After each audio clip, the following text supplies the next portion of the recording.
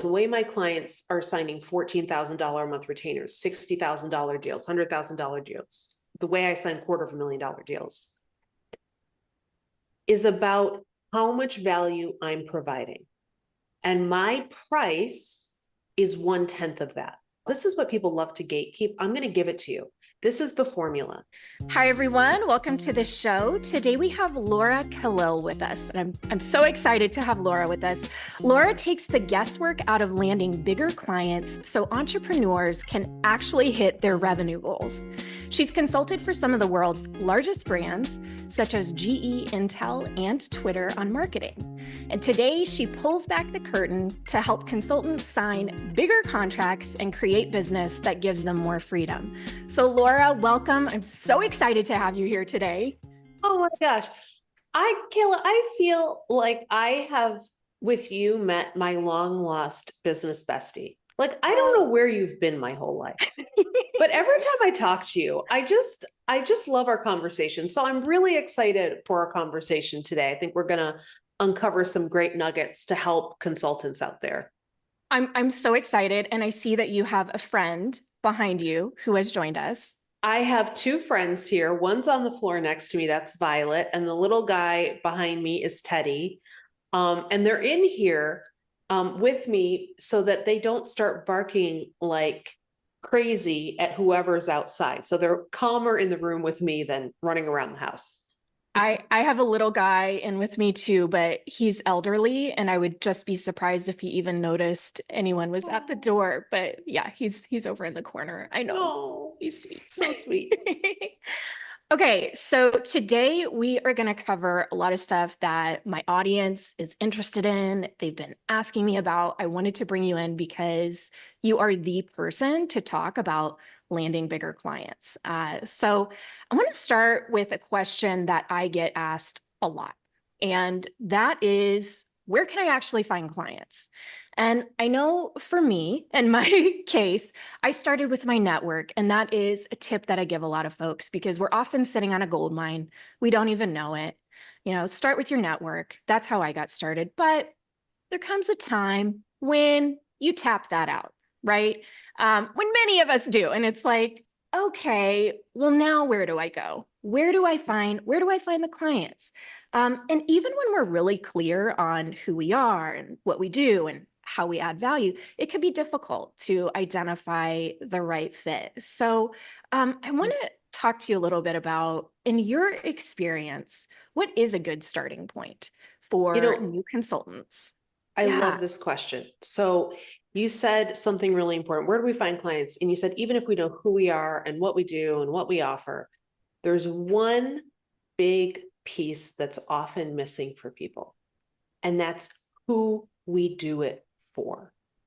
You know, the part that we spend a lot of time as consultants thinking about is like, well, me, we think about ourselves. We think about, what can I do? What can I offer? What's my experience? And those are great questions. What am I good at? And what do I like to do? But there's some questions we also need to be asking. Who needs this? And who is willing to pay for this? So within that is the whole topic of target market. Now, I want to demystify this for people. Target market, what does that even mean? What am I talking about? Target market is a self-organizing group of people. So a target market is self-organizing because they organize around activities where they naturally convene with one another. So an example, let's use a real simple one we can all understand. Doctors. That's a broad market, but doctors have conferences they go to. They have associations they go to. They have meeting places online they hang out. They have publications. They have podcasts. They have all these things that are meant for them. And so when we are looking for clients, let's say we've exhausted our network, and we're saying, well, where do I go? The first question I'm going to ask you is, well, what market are you serving? Now, a lot of consultants will say, well, I'll work with anyone. Yeah. Working with anyone is going to be a race to the bottom of pricing. And the reason for that is that a lot of people are really scared to put a line in the sand and say, actually, these are the people I want to target, and these are the people I want to go after. And I know where they hang out. So I could just go to those spots where they hang out, and I can be the expert in my, domain, and I can show up and I look like I'm everywhere because I'm just hanging out in that area. I'm just focused in that area. A lot of people are scared to do that because I can seem like, well, aren't I limiting myself? But here's what I want to suggest to everyone. And I want us all to imagine. So, Kayla, years ago, I went to Fiji and I got on this plane. So from obviously the United States, we got to Fiji. Then I was going to a little island. So I had to get on this plane, a little teeny weeny plane. In fact, the pilot didn't even have shoes. And I had to, I'm serious. I would be terrified. Okay. I know. I was like, look, I was so jet lagged. I was like, whatever. All right. We get on the plane, or before we get on the plane, they have to weigh everything, including us. They have to weigh us. They have to weigh our luggage. We had to leave some luggage behind, this whole thing to make sure the plane can take off. Well, I want to express to everyone that thinking about your business, especially your small business, is exactly the same way. We are trying to get our plane, our business, off the ground. And I want you to imagine that every target market you pick is like a heavy piece of luggage you're putting in the back of the plane. And all your service offerings are more luggage you're throwing into the back of the plane. I can do anything for everyone. I can help all these people. Okay, oh my gosh. Yeah, you're just gonna, you're gonna sink. Like you're gonna. That's right, girlfriend. You cannot achieve liftoff when you are carrying all this weight. Yeah. Okay. So people say, oh, but you shouldn't specialize that early. Wrong. Specialize now. Specialization in the market and what you do, it pays a premium and people in that market will notice, as opposed to the masses of people who are scared to specialize in the market and what they do. And so what ends up happening is they look like everybody else in the market. 90% of people who don't take this advice. And then what happens? Now you're a commodity. So what does that mean? Now we're competing on price. That is the worst position to be in as a consultant, when you should be competing on the value you provide based on the knowledge and experience you bring to the project, versus, well, you could find a guy on Fiverr to do it for and that's where I was going to hour. go with it. Yeah, that's where I was going to go, because so many folks come to me and they're like, well, I've been on Fiverr and Upwork and this and that and the other, and I just can't. And it's like, of course you can't, because I don't know how many people on those platforms, but I always say lean away from that stuff, because that's like a mess. I know people who send upwards of 50 to 100 proposals a month, maybe to land one. I don't want to live like that. Yeah. Are you kidding me? No, that's how those things work, because it's a race to the bottom. Unless you've kind of like built some sort of a niche, like you're saying, where it's something really specific. More specialized. Mm-hmm. Yeah, I am not a fan. I am really not a fan of this stuff. So the next thing around this whole thing is, if you, Kayla, we're kind of similar ages. Do you remember the movie Field of Dreams? Yeah. Okay. Kevin Costner. Okay. And, this whole baseball movie, and they said, build it and they will come. All right. So what do people do? They take this advice, build it and they'll come. So what do? They take this advice and we go on LinkedIn, or we go on our preferred social media platform, and we start posting. Well, people will show up if I just start posting stuff, right? People will just come out of the woodwork and notice what I'm doing. Build it and they will come is the worst way to grow a business. The best way to grow a business is to go where they have already built, which is why you must have a target market, to go where they are hanging out, that self-organizing group. And I'm telling people say, well, how long does that take, Laura? How long does that take? You want me to go do this stuff? You want me to go talk to people rather than post things constantly on LinkedIn? I'm going to tell you what, I have clients who come to me, and results vary. So let me just be very clear with that. Results vary. I have clients who come to me and within the first quarter of our work together are signing $30,000 a month retainers, are signing $70,000 contracts, are raising their rates by 2 and 3x. Because they are putting in every day, we're putting in 30 minutes into these types of activities to go where they've built, to start having conversations with people in a way that never seems spammy, sleazy, or salesy. And in as little as 12 weeks, you can have incredible results start to come through. It's possible. I see it all the time. So what I'm hearing is focused, targeted strategy. And that doesn't mean you have to kill yourself spending 12 hours a day going to all the networking things. It's like just focused, targeted, really know who it is that you serve and get after it. Exactly. And talk about how much more effective your outreach to your network can be, instead of saying to someone, I mean, just like picture this. You go to someone you really respect. Now, we all have, when we talk about relationship capital, we can't keep making withdrawals from the bank without putting some deposits in. That goes for any kind of relationship, y'all. I don't care, you're talking about clients, referral partners, whatever it may be. You got to put in some deposits as well when you're going to make a withdrawal. So you got to be careful how many times you're asking people for stuff. So you want to make the ask count. So here's the thing. I can go to someone who I know is really well connected, and I can say, hey, do you know anyone who wants my help? Okay, that's what most people do. Do you know anyone who needs like project management help? What are they going to say? How are they going to know that? Right. They wouldn't know. They're not an oracle into other people's businesses. How on earth are they going to know this?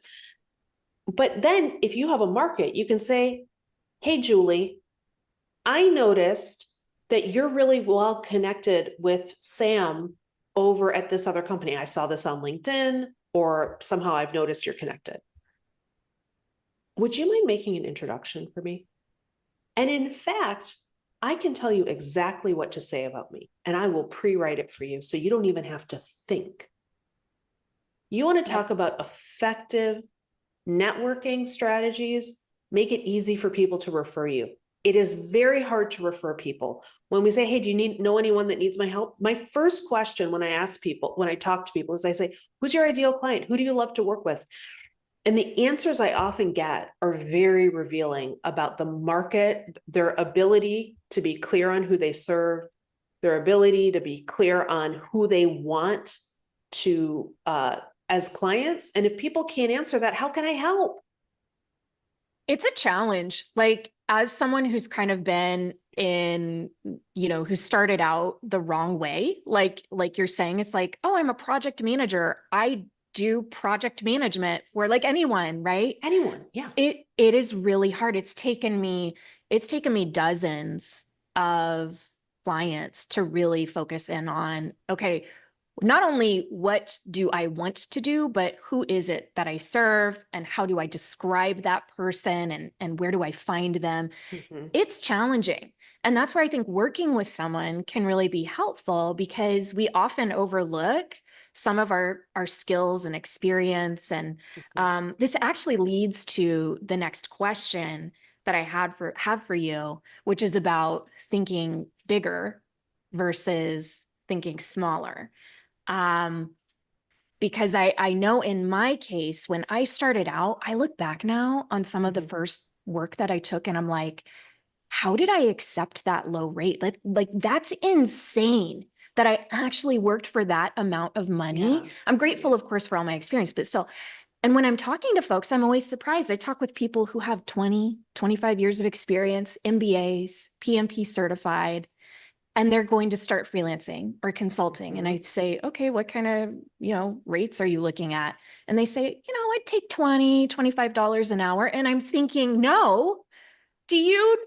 No, that's way too low. So I want to talk to you about this idea of thinking bigger versus smaller. And I'm curious if you could share a couple examples or stories about how some of your clients have graduated from some of these smaller situations to bigger contracts.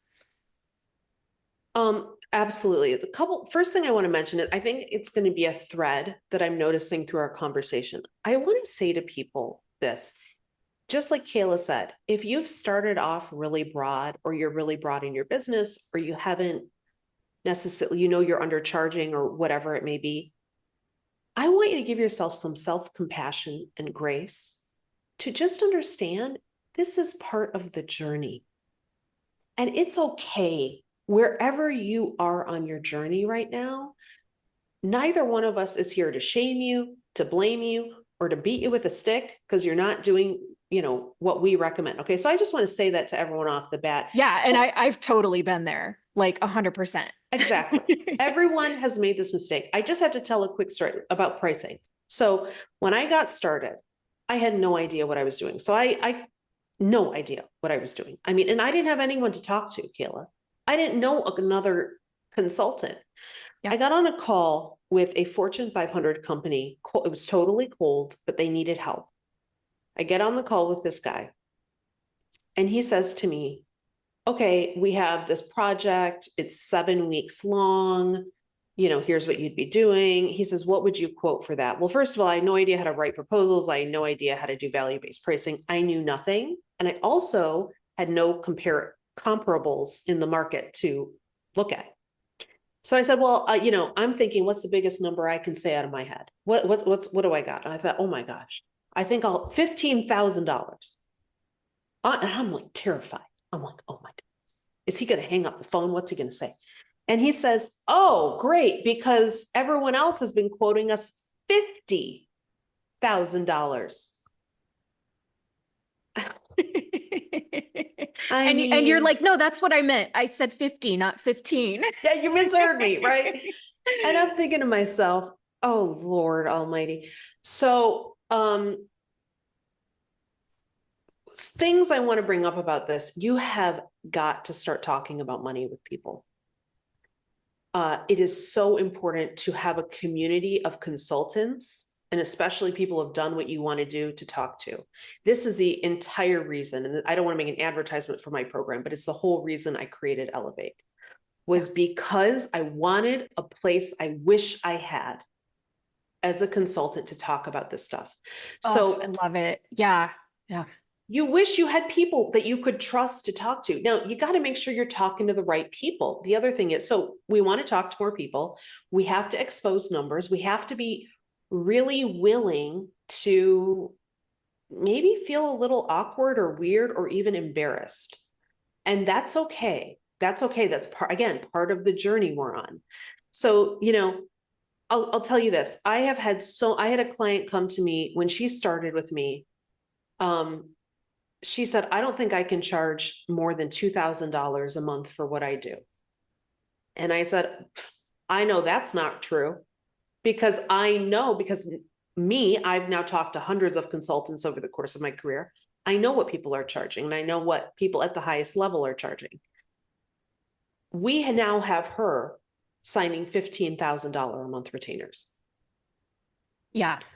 Okay, so part of it is people need to understand the scope and scale of what's out there. And if you're only talking to people who are just like you or struggling just like you're not going to be able to see that. I often think of what we do as coaches, as advisors to people, is I want you to imagine we're in a building, we're all on the ground floor of a building.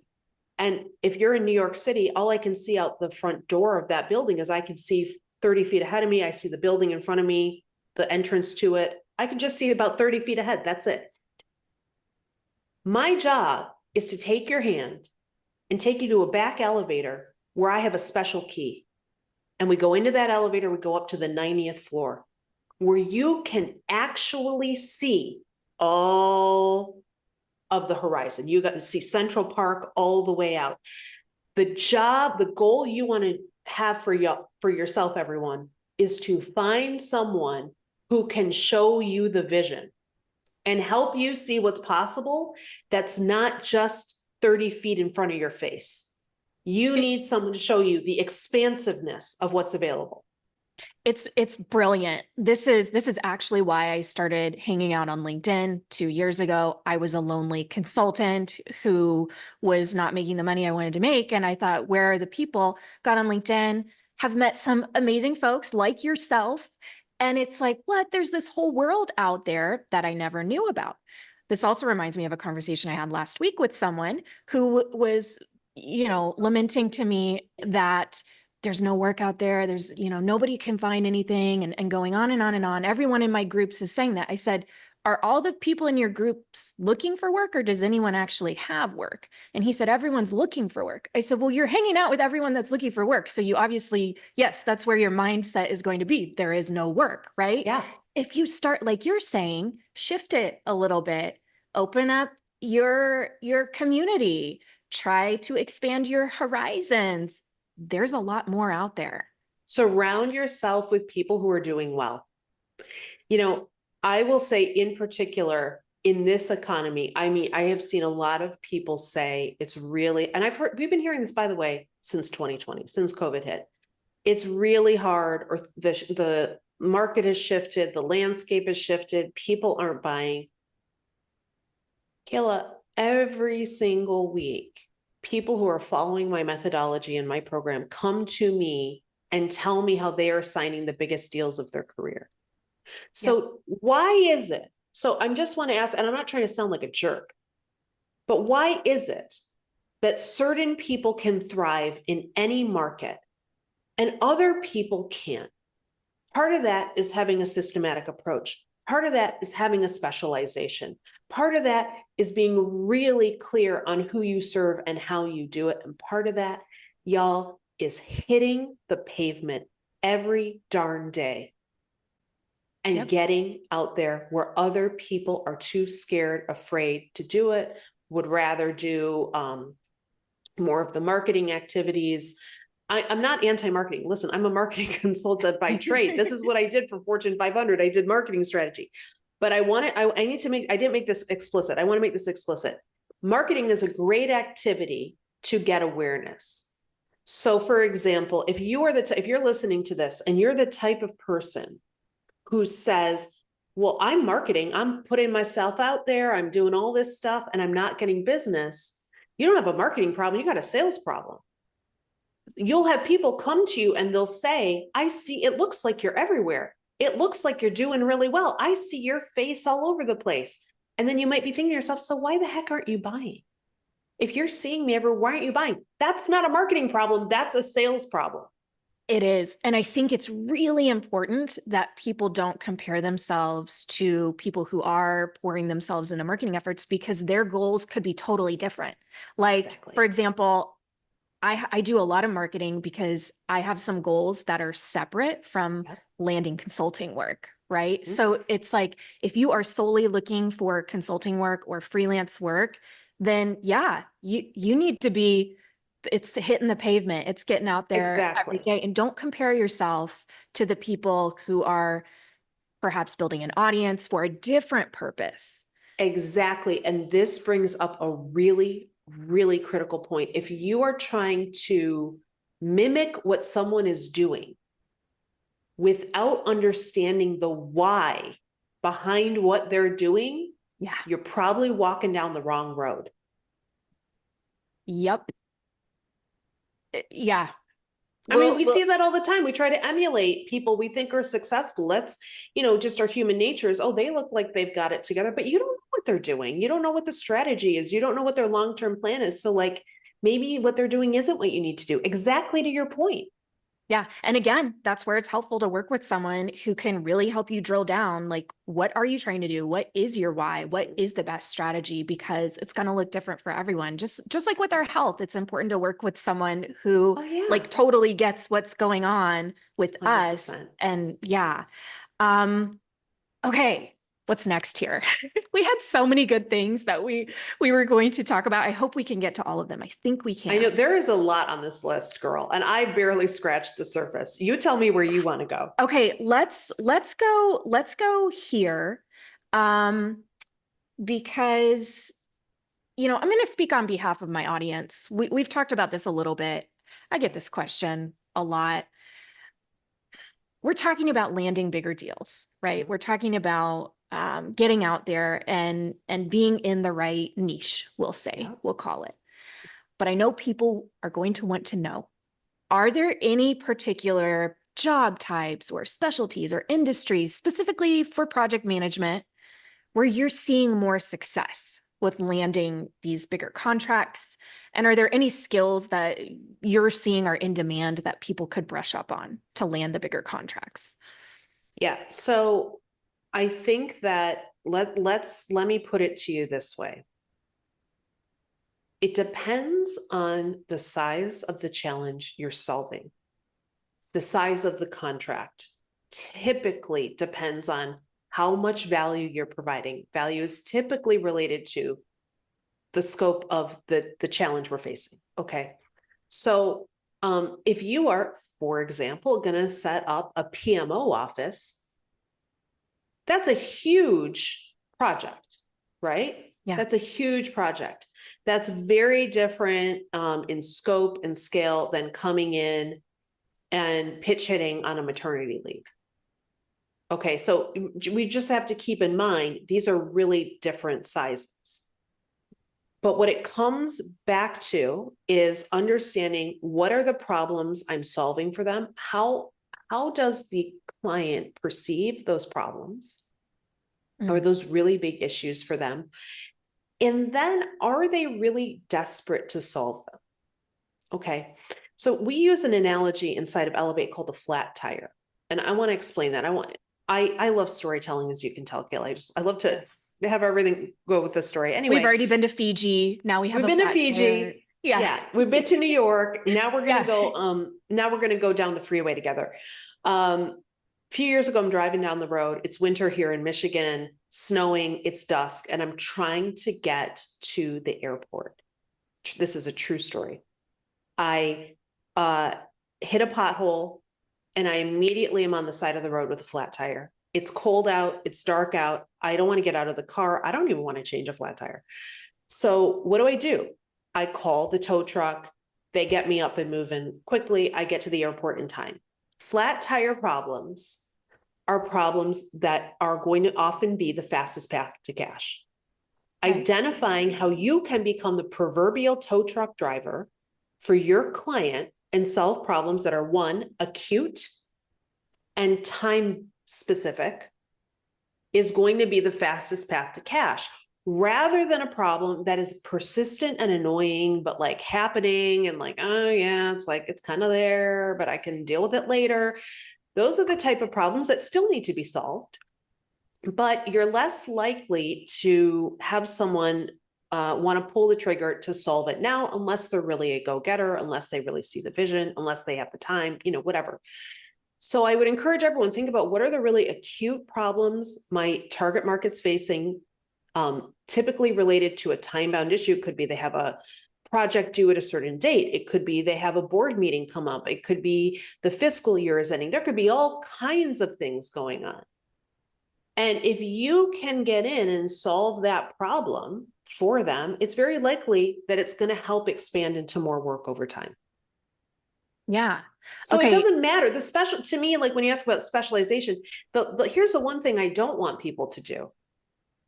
Please, if you're listening to this and you are experienced in your line of work, like we talked about at the top of the episode, for the love of everything, please do not go and get another certification. I am gonna lose it on you if you go get another certification. Okay. Certifications don't pay bills, y'all. This is so good, because I have to tell you, my inbox is full of this. And I actually have an FAQs page on my website that I created for that particular question, because there is this misconception that we just need to get more certifications, and that is the path to more cash and to more jobs. I can't even handle it. Yeah, it's not true. We both know that. And it's often like, so you mentioned the flat tire thing. I used to work in software development, e-commerce, and we would call those problems the broken checkout problem, because that's like, if you can't pay, if you have an e-commerce shop and you can't pay, that's a problem. So like, that is a huge problem. Yeah. Yeah. So those are the kind of things, if you are a person who's like, hi, I fix that, and I fix it well, and I fix it in a timely manner, and I would love to fix that for you. It's like, okay.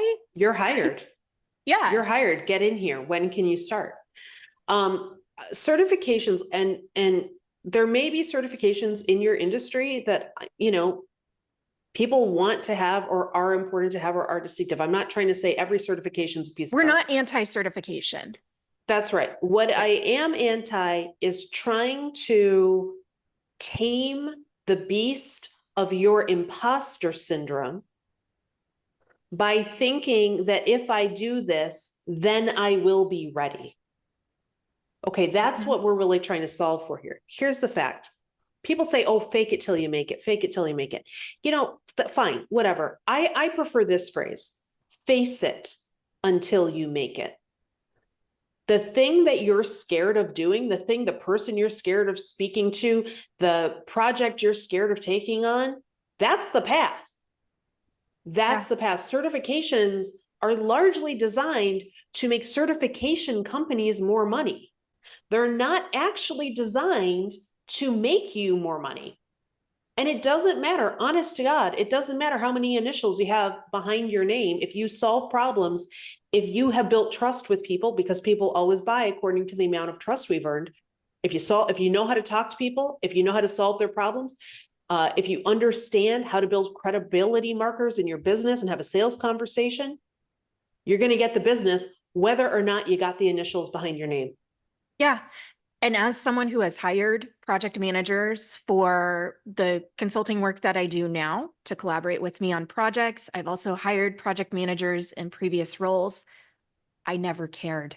I never cared. What I cared about was, are they easy to get along with? Do we communicate well? Do they understand what we're trying to do? And can they solve this problem? Like, that is what we're looking for. I 100% agree. And I want to add one more thing to this mix. And I know you've seen this. There is a strong lack of professionalism in the world of small business. Like, it is almost shocking to me, the lack of professionalism. Now, I want to say this, professionalism pays a premium. Because if you are somebody who sets out a plan, who does what they say they are going to do, who is responsive to the client, who, when things are going sideways, communicates effectively with the client, who is available as a trusted advisor to the client, you have already distinguished yourself from 90% of people who do not have that skill, and that is worth its weight in gold. Yep. It really is. And this is actually, you're speaking to my niche. I actually get hired to be often the professional person on the team because we're talking about startups, small teams, etc. And they want someone who is that leader type person who can lead with professionalism. We often have junior staff who haven't been in these situations before. So it's like, yes, I will do that. But yes, there's also a premium for that because I do it and I do it well. I show up, I do what I say I'm going to do. I know the process and I can absolutely do that. I would be happy to do that. And you will figure out how to get it done. You figured out, you figured, I think that is a huge skill people don't know that they have is like, if you are a figure it out person, that's super valuable. Huge. Yeah. So I said people, especially people like you and I who do that naturally, that can seem like, oh, well, isn't that how everyone is? Y'all, it is not how everyone is. I'm going to tell you what, several years ago, I was trying to hire a PR company to do some work for me. I was introduced to people, consultants, PR consultants. I was introduced to consultants. I found some, through referrals, whatever. I talked to 6 people about helping me with some PR initiatives. Kayla, do you want to know how many of those 6 people sent me a proposal to work with me? I have money to spend. Do you know how many sent me a proposal? 1? 0. 0? I don't even know. They couldn't get it together. They couldn't get it together. It was, people get busy and there's like a lack of professionalism and then they put it off, or they don't know how to write a proposal, so they put it off. And I'm just thinking to myself, if you don't have systems in place, that's literally money on the table. This just, and it to me is wild. It's insane. Not entirely shocking if you've been, yeah, like on our side where Yeah. we're dealing, but there you go. Huge green flag to everyone out there to just go for it. Just go. Even if it's imperfect, even if like you're we have a very specific way of writing proposals in Elevate, but maybe you don't, maybe you're figuring out how to like make your proposals better. Just put it out there. Just get started. Just put a V1 and get it to the client. Imperfect, but completed is better than running away from it. It really is. And I've done that before. I've done that where it's like, I'm not really sure what I need. I love the color of your Stanley there. Yeah. I have to hydrate. I'm sorry, Kayla. I have to Yeah, hydrate. no, you're good. I've been there though, where it's like, I don't really know how to put together this proposal, but I said I was going to get back. So I'm going to give it my best 100% right now. Yeah, And here try you it go. out. And it's like, there might be some back and forth. Maybe they say no. I've had people say no. That's fine. Like we all have people say no. That's part of it. Oh, But 100%. you learn so much from it. Okay. I, I want to, I want to ask you, can we talk a little bit more about money? I'm here for it, girl. What do you want to talk about? I want to talk about money. Okay. So All day long. I know we need, like you said, we need to talk more about money. So I want to talk to you about value-based versus hourly because I have done all the things. I've gone all the routes with my own work. I've literally tried everything. And I know many of my clients have tried a lot of things. A lot of times people just revert to thinking by the hour, right? Like my hour is worth X amount of dollars. Mhm. So I want to get your take on value-based pricing versus hourly. Okay. And if we are presenting a value-based offer to a client, like what's the best way to do that so that they really see that how we work and Mhm. what that value is? What do you suggest? Okay. Okay, I'm going to put hourly. Let's just pretend we never talk about hourly again Mhm. because it is exchanging time for money.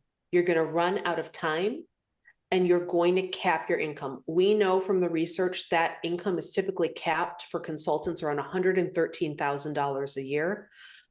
Because they exchange time for money, they run out of time. So I'm not a fan of it.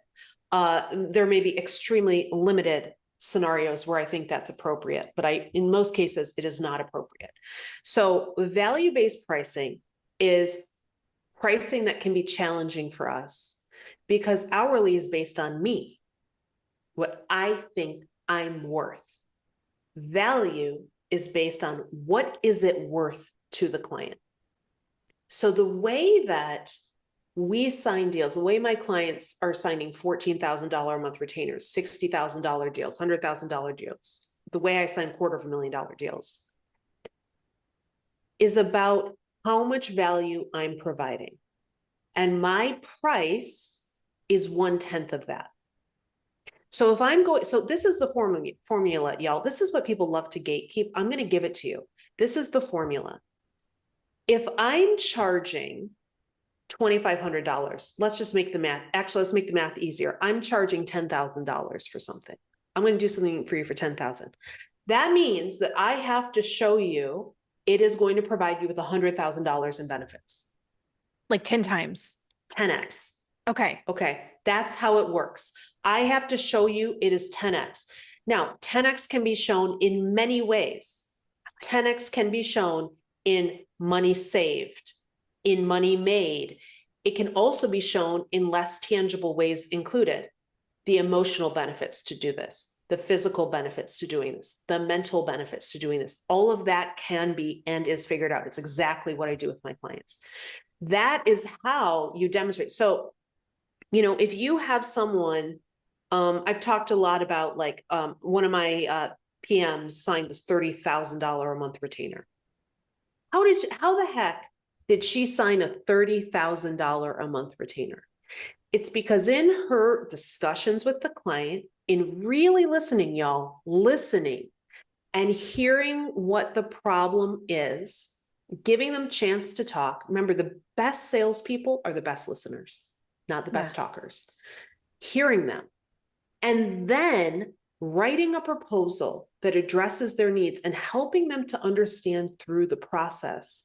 So it sounds like, what would this cost you to not have done? What is this costing you even per day? What is this costing you per week?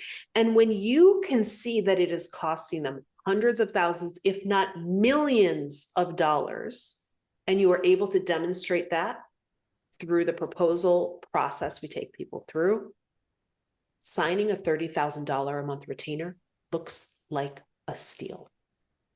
Okay. I am having light bulbs go off all over the place. I'm like, this is so good. Because honestly, it's the part I've been stuck on, is like, but how do you actually prove that or show that? They'll tell you. Because in those conversations that you're having, the people that we talk to often, they're often stuck in the hourly kind of a situation, right? Like, especially if we're talking to companies and they pay their people by the hour or the salary, it's like, well, what's your hourly rate? That's what everybody wants to know. What's your hourly rate? Your day rate? You know, we'll see if that works in the budget. That's what they understand. Yeah. But this is really taking it one step further to say, I'm thinking about in my case where I work with founders who are trying to not be as involved in the business, right? They want to go on vacations. They want to spend time working on other stuff. They want to live their lives. They want to bring me in so that I can manage things better, set up systems, processes, help the people so that they can step out. It's like, okay, well, what's that worth to you? I mean, if you have 8 hours free now every day, that seems pretty valuable. It's very valuable. And that's one of the slightly more intangible benefits, but it's extremely valuable to them. Remember, I know you know this, Kayla, but for everyone listening, we are not in the Industrial Revolution, y'all. Okay. We are not sitting at a machine that is, making cogs in a wheel here, getting paid by the hour. That is not what we're doing. We are in the information age.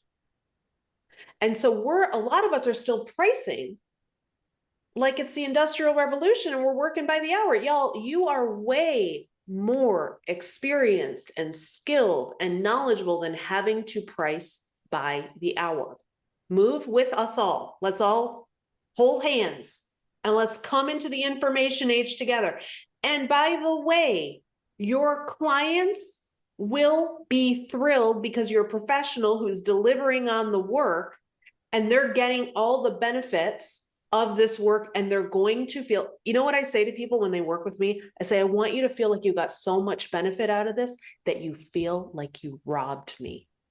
Yeah. I want you to feel like you robbed me. That's what I say to all my clients.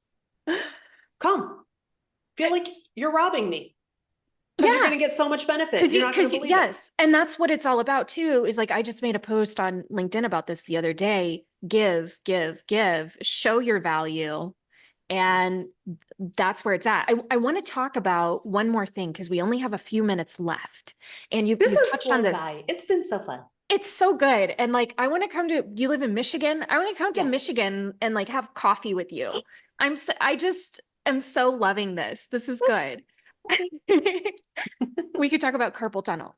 Our shared ailments. Yes, exactly. You've talked a little bit about proposals, creating proposals, and how that's such an important step. I want to know, aside from a proposal, what are a few of the other documents maybe that we need to have in our toolkit to be ready, right? Because like if we're going out there, if we're talking to the right people, then we're going to hopefully start to have conversations that result in people wanting proposals, wanting to work with us. So what are like your toolkit recommendations? Proposal, statement of work, like what do you like for people to have? I mean, obviously everyone needs to have a contract reviewed by an attorney. Okay. So let's just start with the basics, the legalities. You're going to want to have a contract reviewed by an attorney with terms and conditions that are favorable to you. The next thing is you may want to earlier in the sales process, be presenting clients with a capability stack, Mhm. That doesn't have to be, you can create that in Canva, y'all. That doesn't have to be some crazy thing. But a capability stack of, the things that you do and how you do them. Do not add price to any of this. Do not. You likely want to have some case studies. Social proof is a wonderful way to build trust. So you want to have some social proof elements, ideally testimonials, case studies. If you don't have any of those, I'd go back to your most recent client and start asking, hey, could we do a case study? We have templates, by the way, for all of this inside of both of my programs, if anyone wants them. And those are, I know you're probably expecting me to sort of like list a gazillion things, but I really believe business is meant to be pretty simple. And so that's, I don't have a capability stack. I don't have a presentation. And when I was pitching to Fortune 500, I had a canned presentation that I would maybe like update one slide for, but that was it. I was signing $250,000 deals on that thing. Like, you don't need to go crazy. It's good. It's good. Okay. Do you think there's other things I'm missing? I mean, you tell me, Kayla. I don't. I mean, I say like have a proposal. Yeah. The capabilities deck, whatever you want to call that, but definitely like testimonials, something that shows what you do, how you do it, like that you've done this before and other people can vouch for you, kind of a thing. The statement of work or the contract. Sure. I did a video on this, a YouTube video. I'm trying to think if there was anything else. I think it was like 4 documents you should have. So maybe there's nothing something crazy, else in there. But nothing crazy. And I mean, I haven't said it. I think it should be obvious. Please have a website. Like, just, I mean, even like a landing page or something. Yeah. Basic. Yeah. Basic website. I grew my business. I will tell you what, I grew my consulting business. I went on Squarespace over the course of one weekend. I'm not a designer and developer, y'all. I built this thing very basic. White and black is very sleek. Yeah. Basic website. I didn't have an email list. I didn't use LinkedIn. I did not, and I'm not saying don't use LinkedIn. I love LinkedIn. But I'm just trying to demonstrate that I didn't have these things. This was like 13 years ago. What I did have was the ability to pick up the phone and talk to people. Start small. I actually always say you don't need a website, you need a client, but you get what I'm saying. Absolutely. Right? Yeah, absolutely. Just something to get started. And you can always do LinkedIn and all that stuff later. It takes time. Yeah. Okay. We have 2 minutes left, and I would love for you to share where people can find more about you, what you do, all of that good stuff. Well, first of all, I want to say, I wish we had another hour, although nobody wants to listen to me talk for another hour. But this was so fun. I so enjoyed it. So thank you for having me. If you are listening to this and you are a consultant who is curious to learn more about any of the things that I've said, head on over to bravebydesign.net. I run a masterclass. It is live with me called How to Find Higher Paying Clients. We will actually work together in that masterclass to help you begin to chart that course to understanding the things we talked about today, like market. What's my target market? She keeps talking about this. What is that? What is my niche? We talk all about that in that masterclass. I would love to see you there. And that's all at bravebydesign.net. Yes. Awesome. Okay. We're going to link that all up in the video description below the video. Laura, thank you so much for being here with us today. And I look forward to our next conversation. Thank you, Kayla.